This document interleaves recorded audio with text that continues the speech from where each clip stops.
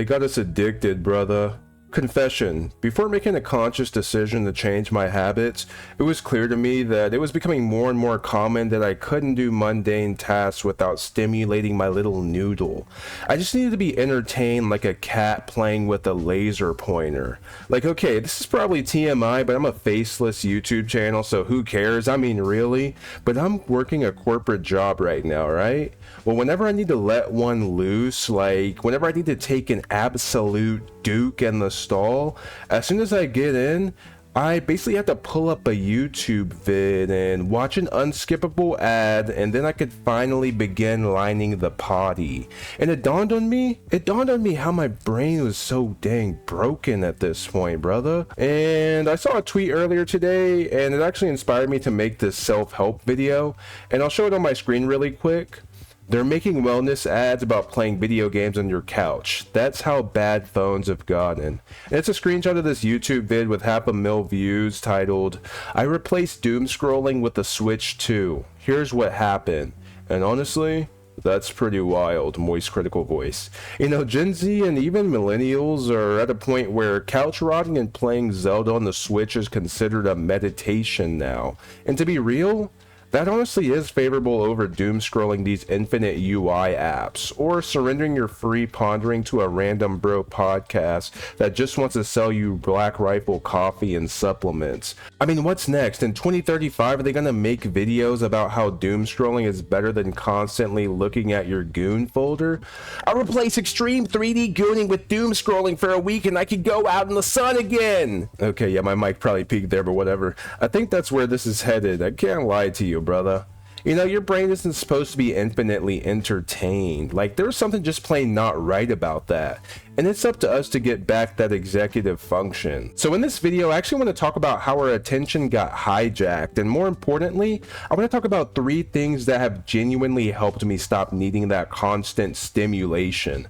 But before that, real quick, guys, if you made it this far, please like the video. If you like the video, plow ahead. So, all right, 3 things that have genuinely helped me stop needing constant stimulation.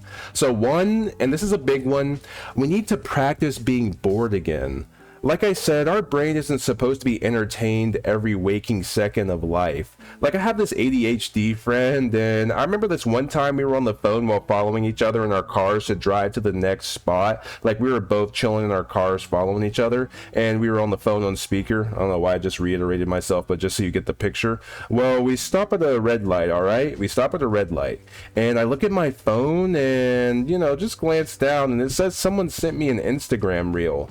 Tell me why this fool is sending reels while at the stoplight while we're on the phone. Like, brother, I was mind blown. Like, he literally couldn't even wait at a red light without literally scrolling the infinite UI app. That's insane, dude. But to get back to the point, we need to practice being bored again. Like, make America bored again.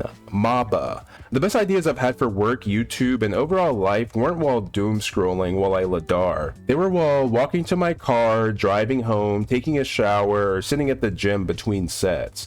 And don't forget whenever I'm on the John. Like, remember whenever waiting in line was just waiting? Like, does anybody else remember that? Before my journey to Ascend, if the cashier took longer than about 4 seconds, I'm scrolling Reddit and figuring out who's the a-hole for kicking out their mother-in-law. Or I'm looking at the latest installments in the men versus women Twitter discourse. I don't even know why I'm there, brother. I just went to buy some eggs. Plow ahead. Second thing, replace infinite content with finite content. Not really quit your phone per se. Like, let's be real, that ain't happening. Like, that's probably just, we're way too far gone on that. Let's start with baby steps.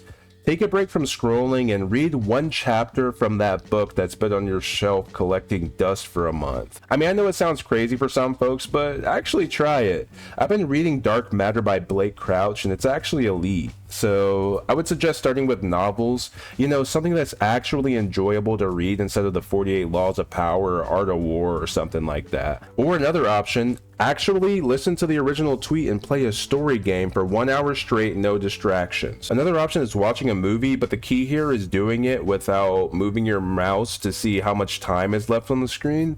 Like, that's the worst moment, whenever you're really enjoying a movie and you accidentally touch the screen and you see that you still have like 2 2.5 hours left. That's pretty brutal, and I think it's just because I'm Gen Z brain broken, but whatever.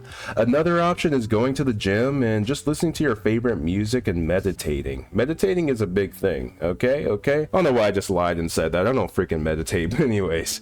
Another thing is cooking dinner and just living in your thoughts for a bit. But overall, the point here is that TikTok has no credits and Instagram has no ending. The business model is literally that you never feel finished. That's what she said. Like, that's by design. And whenever it comes to long form content, it really seems like podcasts and streams are replacing our inner monologue. Like, before Ascending, every time I drove somewhere, there was just some dude named Polly Walnuts telling me about the dangers of gooning in my ear. Like, get out of here, you faceless freak. So the third and final thing is create more than you consume. You know, I think I saw PewDiePie give this advice whenever it comes to engaging with online content somewhere.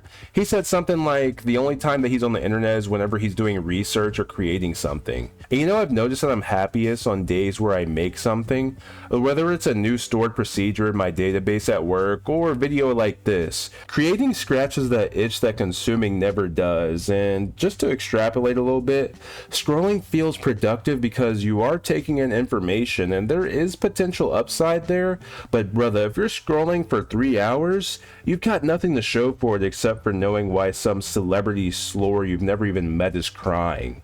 But with all that being said, I don't even think the issue is entertainment itself. Folks have been watching TV forever, actually. The difference is TV stayed in your living room or bedroom. Now the phone follows you into the bathroom like a diddler. The phone follows you into the elevator, the grocery store, the gym, and worst of all, your bed. And somehow we still wonder why sitting alone with our thoughts feels uncomfortable now. You know, I don't think the goal is to become some monk living in the woods. Like, I still watch YouTube videos and I still play Call of Duty. I still waste time is a point. I just got tired of every quiet moment of my life belonging to an algorithm. But anyways, that's all I have on that tonight, lads and lasses. If you like the video, please like the video. It really helps my channel grow.